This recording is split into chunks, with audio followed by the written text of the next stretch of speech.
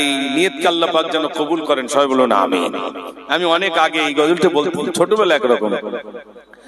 আজি দুঃখ নেব না, খুশি নেব,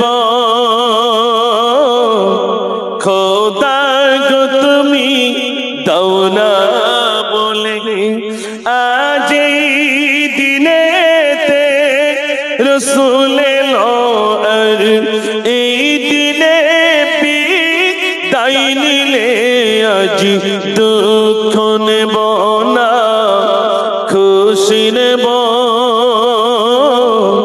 খোদা গো তুমি দাও না বলে।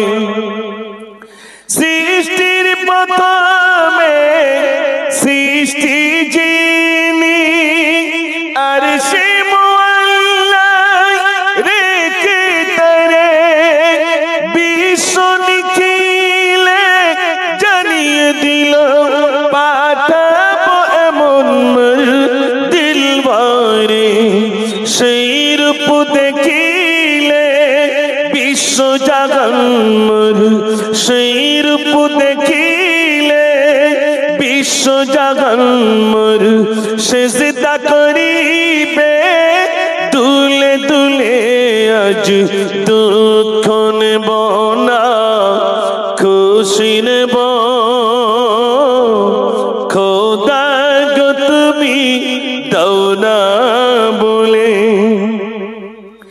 আল্লাহ বলে মোর হাবিব ধুলির ধরায় করিবে গমন, তোমারি এই যা করিবে হরণ, কুল মখলুক কোন নাহি এমন, আমার রাতা পূর্ণ হলে মোর কাছে তুমি আসিবে চলে, আজ দুঃখ নেব না, খুশি নেব,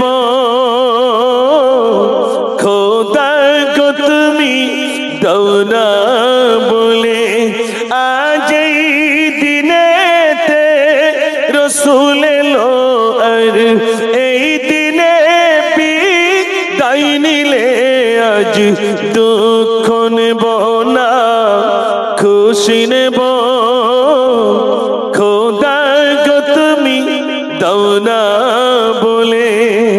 নারে তাকবীর। আমার ভাইরা, সত্যি খুব ভালো লাগছে মাটিয়া গ্রামে অনেকদিন পর। আর আমার পাশেই যিনি আছেন প্রখ্যাত আলেমে দ্বীন, এক সময় জানার ওয়াজ আমরা শুনতে যেতাম, যদিও তানার বয়স হয়েছে, কিন্তু এক সময় তিনি ভিন্ন ভিন্ন জায়গায় ইসলামের দাওয়াত দিয়েছেন, ইসলামের কথা মানুষের কাছে উপস্থাপন করেছেন। এমন কোন সাইকেল করে করে মানুষের দুয়ারে দুয়ারে গেছেন, জলসায় গেছেন। আজ সেই মানুষটাও আলহামদুলিল্লাহ আজও পর্যন্ত হায়াতে রয়েছেন। আমরা দোয়া করি আল্লাহ পাক যেন তানার হায়াতে তৈয়বা দান করেন, সবাই বলুন আমিন। একটু জোরে বলুন আমিন। তিনি আমাদের আশেপাশে বিশেষ করে বাগন্ডি বলেন আর এই এলাকায় তো আছেন, যেখানেই জলসা হন আলহামদুলিল্লাহ তিনি সভাপতিত্বর আসন গ্রহণ করেন। তিনি এই জলসার নেতৃত্ব দেন এবং যতক্ষণ পর্যন্ত জলসা হয় ততক্ষণ পর্যন্ত তিনি থাকেন, প্রায় 12টা বলেন 1টা পর্যন্ত। এই বয়সেও আলহামদুলিল্লাহ তিনি সাথ দেন এবং মাঝে মাঝে ওলামাদের যদি ভুলও হয়ে যায় তো তিনি পাশ থেকে অন্তত লোকমা দিতে পারেন। কেন? এইরকম তো যোগ্য মানুষকে সভাপতি করা দরকার, তাই তো নাকি? আজ মসজিদ বলেন মাদ্রাসা বলেন যোগ্য মানুষ আছে বলে মনে হয়? জোরে কথা বলে।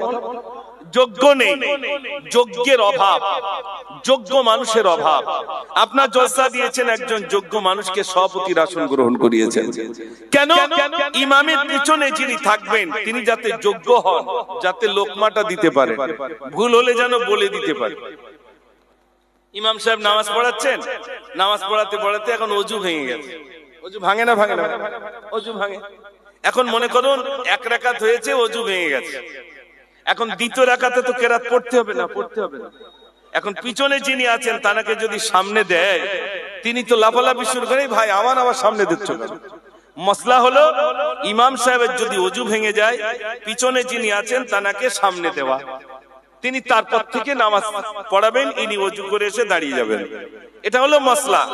কিন্তু পিছনে যিনি আছেন তিনি তো কিচ্ছু জানে না, না কোরআন জানে না নামাজ জানে, কোন রকমের শুক্রবার পড়ে। এরকম যদি অবস্থা হয়, আবার অনেকেই মসজিদের জায়গা নির্বাচিত করে রাখে, এরকম আছে না ভাই? প্রতি শুক্রবারে এসে ঠিক সেই জায়গায় বসবে, তার যদি কেউ বসে তা সরিয়ে দেবে, ভাই তুমি সরো, প্রতি সপ্তাহে আমি এই জায়গায় বসি, প্রতি সপ্তাহে আমি এই জায়গায় বসি, যেটা নিষেধ। এই কাজগুলো আমরা করে থাকি।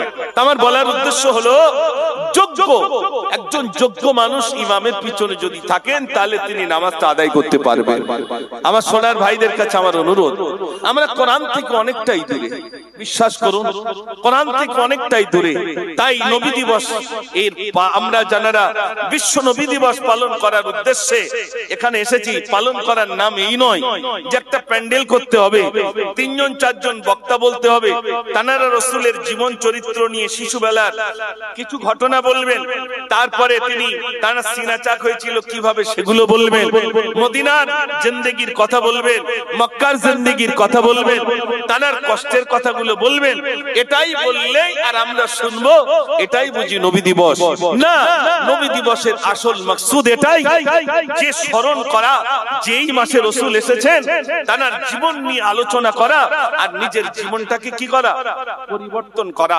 তাই আমরা এই নিয়তে বসি যে আমার নিজের জীবনটাকে পরিবর্তন করব ইনশাআল্লাহ। আমার সন্তানগুলো তারা তাদের ভিতরে যাতে সুন্নাহ অনুযায়ী তারাও যেন জীবন যাত্রা করতে পারে।